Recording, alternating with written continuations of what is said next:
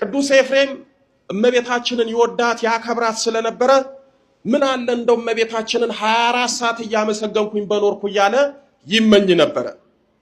እመቤታችንን በጸሎት ሳያቋርጥ ለማመስገን ይመኝ ነበር። ታዲያ ሁሉ ጊዜ በዚህ በሉቃስ ወንጌል በምዕራፍ 1 ቁጥር 46 ጀምሮ ያለውን ማርያምም ማለች ነፍሴ ጌታዬን ታከብራለች የሚለውን በእድሜዋ ልክ 64 ጊዜ እየጸለየ እመቤታችንን ያመሰግናል። እመቤታችን በመዓዛ መለኮት በጣፈጠው ጦም አንደበቷ የጸለየችውን ጸሎት በእድሜዋ ልክ እየመላለሰ ያመሰግናል፣ ይጸልያል። እመቤታችን የቅዱስ ኤፍሬምን የልቡን መሻት አየች። ከዕለታት አንድ ቀን ወላዲተ አምላክ ድንግል ማርያም ቅድም እንደሰማችሁት ብርሃን ለብሳ ብርሃን ተጎናጽፋ ቅዱሳን መላእክትን አስከትላ ወደ ቅዱስ ኤፍሬም መጣች። እመቤታችንም ወደኛ ትምጣለን። ቅዱስ ኤፍሬም እመቤታችንን ለማመስገን ይመኝ ይሻ ስለነበረ የልቡን ምኞትና ፍላጎት አይታ ወደሱ መጣች። እመቤታችንም እኛም ስናመሰግናት እሷን ስናስባት ወደኛ ትመጣለች። ስለሷ ስናስብ እሷ ስለኛ ታስባለች። ወደሱ መጣች። ወድሰኝ ያለችው፣ አመስግነኝ ያለችው። ቅዱስ ኤፍሬም እንዴት እንደሚያመሰግናት አያውቅም። እንዴት አድርጌ ላመስግንሽ አላት። መንፈስ ቅዱስ ባናገረ መጠን የልጄ መንፈስ በረዳ መጠን አመስግነኝ አለችው። ገለጸችለት። ቅዱስ ኤፍሬም ቅድም እንደሰማችሁት ከሰኞ እስከ ወዲያ ያለውን ውዳሴ ማርያም ሰተት አድርጎ ደረሰ። እመቤታችንን አመሰግናት። በጣም የሚገርመው ይሄንን ደግሞ ዛሬኛ በቀን አንድ ጊዜ ለመጸለይ ጊዜ የለኝም የምንለውን ውዳሴ ማርያም ቅዱስ ኤፍሬም በቀን 64 ጊዜ ያደርስ ነበረ። ስንት ጊዜ አልኳችሁ? 64። በቀን 64 ጊዜ ውዳሴ ማርያም ያደርሳል። ቅዱስ ኤፍሬም በቀን 64 ጊዜ ውዳሴ ማርያም እያደረሰ እኛ በቀን አንድ ጊዜ ውዳሴ ማርያም ማድረስ ያቃተን ጊዜ የሌለን ሰዎች በጣም ብዙ ሰዎች አለን። እመቤታችን በቅዱስ ኤፍሬም አይን ካየችን በእውነት በፊቷ ከገለባ ይልቅ እንቀላለን፣ ፍሬ ቢስም እንሆናለን።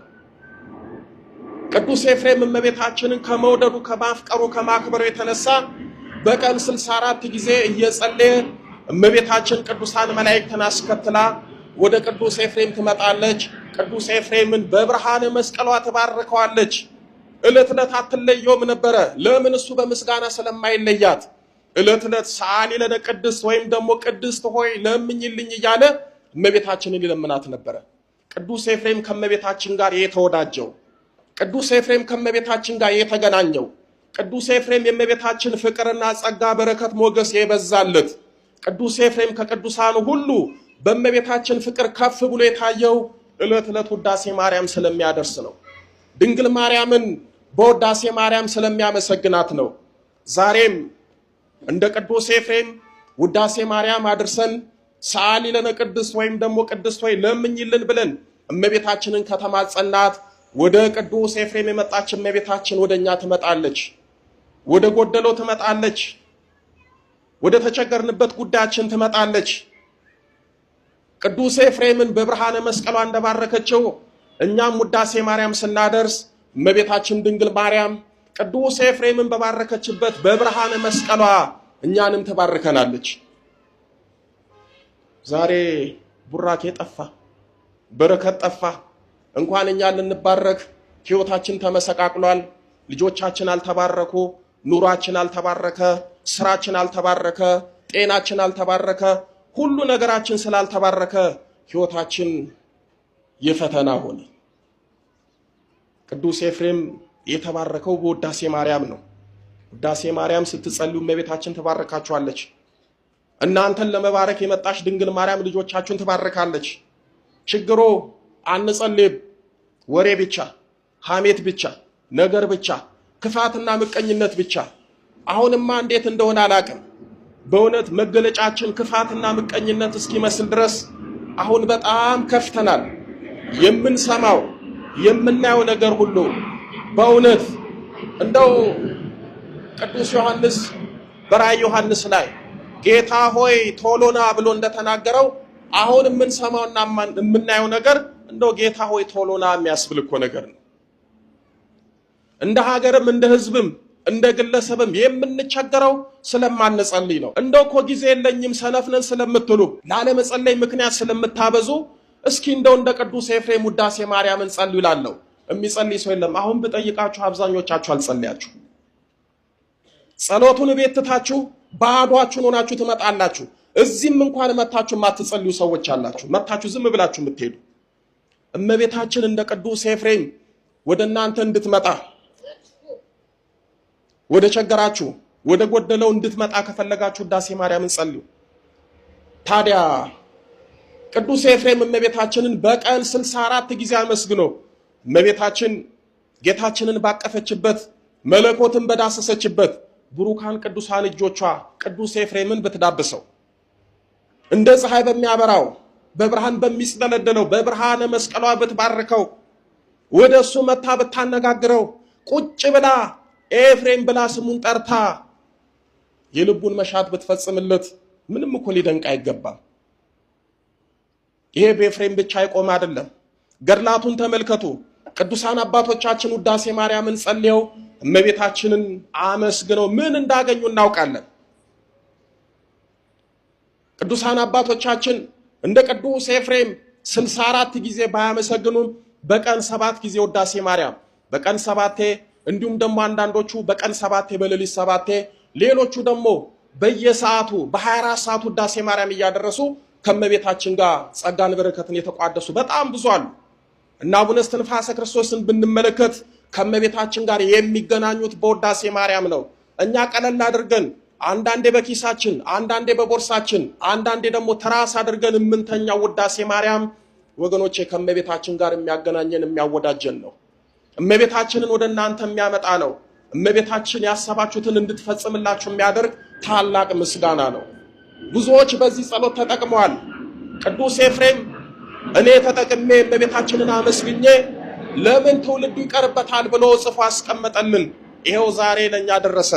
ግን አንጸልየውም፣ ትራስ አድርገን እንተኛለን። አንዳንዱ ከክፉ ነገር ይጠብቃል ብሎ በኪሱ ይዞራል። ጥሩ ነው ይጠብቃል። ግን ለእመቤታችን የከንፈር ሳይሆን የተግባር ልጆች ሁኑ። በከንፈር እመቤታችንን ወዳታለሁ አከብራታለሁ ማለት ብቻ ሳይሆን በተግባር መወደዳችሁን አሳዩት። እመቤታችንን በተግባር የሚወዳት ሰው ይጸልያል፣ ያመሰግናል፣ ፊት ለፊቷ ይንበረከካል። ጧት ማታ አመስግኖ አይሰለቸውም። ተው እመቤታችን በእውነትስ እንደው አታደርግላችሁ። እንደው ውዳሴ ማርያምን ብቻ እንደው አድርሳችሁ እኮ ብትተኙ እንዴት አይነት ሰላምና ደስታ ታገኛላችሁ።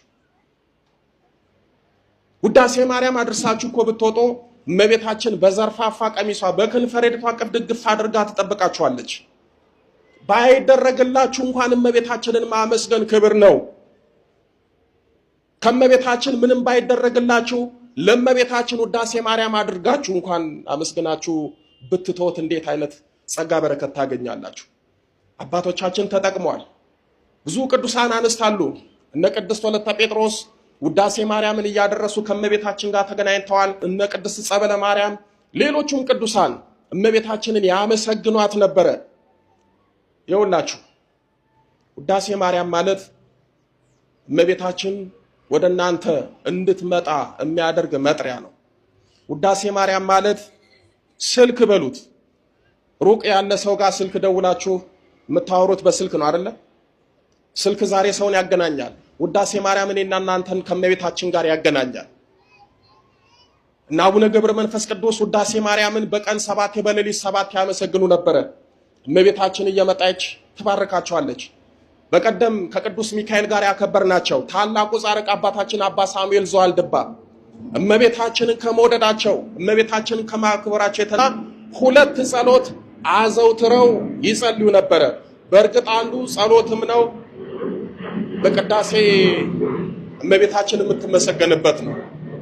አባ ሳሙኤል ዘዋልድባ ውዳሴ ማርያም እያደረሱ እመቤታችንን ያመሰግኗታል። እንደገና ደግሞ ቅዳሴ ማርያም ይጸልዩ ነበረ። በጣም ይገርማቸዋል። ውዳሴ ማርያም ሲጸልዩ፣ ቅዳሴ ማርያም ሲጸልዩ ዳቦ ቆርሰው ፊት ለፊት አድርገው ውዳሴ ማርያም ቅዳሴ ማርያም ሲጸልዩ ወይም ደግሞ ሲያነቡበት ያ ዳቦ ህብስት ይሆናል፣ ስጋ መለኮት ሆኖ ተቀይሮ ይቀበሉት ነበር። አባ ሳሙኤል ዘዋልድባ ውዳሴ ማርያም ቅዳሴ ማርያም ሲጸልዩ ክንድ ከስንዝር የሚያክል ከመሬት ከፍ ብለው በብርሃን ሰረገላ ላይ ቆመው እመቤታችንን ያመሰግኗት ነበረ። ውዳሴ ማርያም እመቤታችንን የምትጠይቁበት፣ ውዳሴ ማርያም እመቤታችንን የምታመሰግኑበት፣ ውዳሴ ማርያም እመቤታችንን የምትወዱበት፣ ከእመቤታችን ጋር የምትቀራረቡበት ነው። ስለዚህ ቅዱስ ጳውሎስ ሳታቋርጡ ጸልዩ እንዳለን እኛም እንዳቅማችን ሳናቋርጥ እንድንጸልይ እመቤታችን ትርዳን። በዚህ በማቴዎስ ወንጌል በምዕራፍ 26 ቁጥር 41 ላይ ወደ ፈተና እንዳትገቡ ትጉና ጸልዩ ይላል። ምን አድርጉና ጸልዩ? ትጉና ጸልዩ። ዛሬ ተግተን እንጸልያለን። ለነገር የሚተጋ አለ፣ ለጠብ የሚተጋ አለ፣ ለኃጢአት የሚተጋ አለ፣ ክፉ ለመናገር ክፉ ለመስራት የሚተጋ አለ። ለጸሎት የሚተጋ ሰው የለም። ወደ ፈተና እንዳትገቡ ትጉና ጸልዩ። እንዳትገቡን የተባልነው ዛሬ ገብተንም እኮ ነው የማንጸልየው። ጌታችን ወደ ፈተና እንዳትገቡ ትጉና ጸልዩ ያለን፣ ዛሬ ወደ ፈተና ገብተን እንኳን ተግተን ልንጸልይ አልፎ አልፎ እንኳን የማንጸልይ ብዙ ሰዎች አለን። ስለዚህ እመቤታችን እንድትሰማችሁ፣ ችግራችሁን ሁሉ እንድትፈታላችሁ፣ ያሰባችሁትን ሁሉ እንድትፈጽምላችሁ የምትፈልጉ ከሆነ ቅዱስ ጳውሎስ ሳታቋርጡ ጸልዩ እንዳለ ውዳሴ ማርያም ሳታቋርጡ ጸልዩ። የበረታችሁ ጠዋት ጸልዩ ወይም ደግሞ ማታ ጸልዩ። አሊያም ደግሞ እንደ ፍቅራችሁ ጠዋትና ማታም ብትጸልዩ ጸጋ ክብር ታገኙበታላችሁ። የጎደለው ይሞላላችኋል እንጂ ምንም የምታጡት ነገር የለምና እመቤታችን በእውነት ለቅዱስ ኤፍሬም እንደተለመነች ለኛም ትለመነን። በቅዱስ ኤፍሬም ላይ ያሳደረችውን ፍቅሯንና ክብሯን በእኛም ላይ ታሳድርብን። ሳታቋርጡ ጸልዩ። ያስተማረን የመከረን የአባቶቻችን አምላክ ልዑለ ባሕርይ ቅዱስ መድኃኔ ዓለም ኢየሱስ ክርስቶስ ክብር ምስጋና ይድረሰው። ድንግል ስንላት ጌታን ወልዳ የተገኘች፣ ጌታን የወለደች ስንላት ድንግል የሆነች፣ ስሟን ለመጥራት ከሰማይ ከምድር የከበደች መንበረ ፀሐይ መንበረ ሥላሴ ንግሥተ ሰማይ ወምድር ወለላይቱ እመቤት ድንግል ማርያም ምስጋና ይድረሳት። ይቆየን። አሜን።